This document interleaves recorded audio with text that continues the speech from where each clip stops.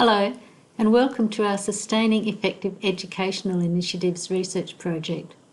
My name is Helen Askell-Williams, and I'm in the College of Education, Psychology and Social Work at Flinders University. In our Australian Research Council Discovery Project, we have a team of researchers including myself, Professor Tracy Wade, Professor Lambert Schuworth, Professor Neil Humphrey and Dr Gloria Coe.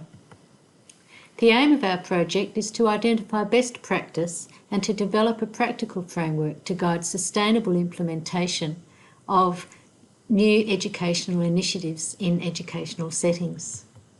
The rationale behind our project is that we often hear stories about really great ideas in schools, but they fail to sustain. That's really disappointing, and it wastes human and financial resources. In our project, we're adopting a complex adaptive systems approach, and that is looking at schools or other educational organisations as complex work sites with many interacting parts. Introducing a new educational initiative isn't just adding something on, it's something that integrates and interacts with what's already happening. And it's that adaptive approach and that systems approach that will help good programs to sustain. To support successful integration of new programs into school sites, we've created a new tool called SITE, Sustaining Innovation Through Education. SITE is an online self-assessment site improvement tool, and it helps to translate theory into practical applications. Components of SITE include agency, resilience, planning, staff development, and a number of other things. Our SITE tool has been approved by the Flinders University Social and Behavioural Research Ethics Committee. If you'd like further information about our project or about SITE, please visit the project webpage or our Facebook page. You can access SITE for your own purposes. If you wish to do that, please contact me and I'll explain how you can have full access privileges. In the next few slides, I'll be giving a demonstration about how to use SITE. Bear with me and I'll click on this link.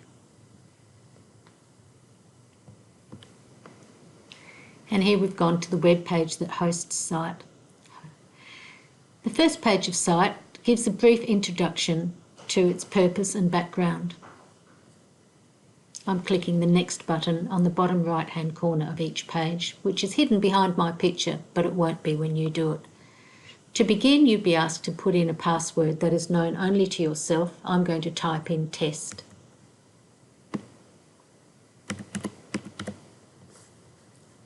And move to the next page.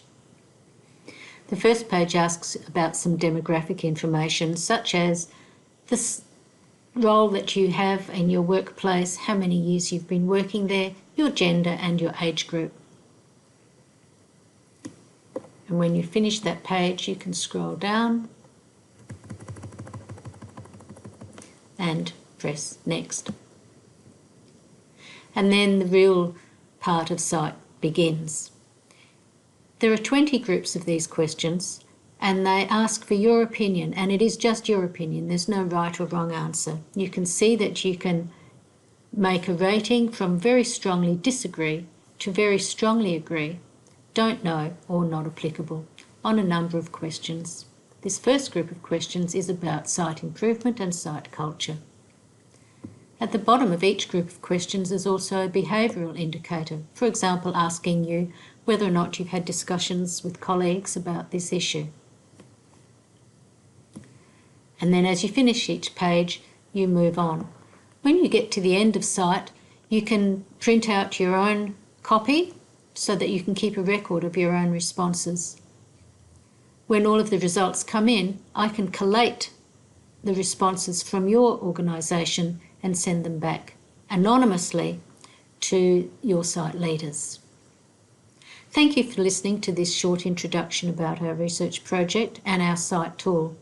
If you'd like to know more, or if you'd like to use SITE at your workplace, please don't hesitate to get in touch.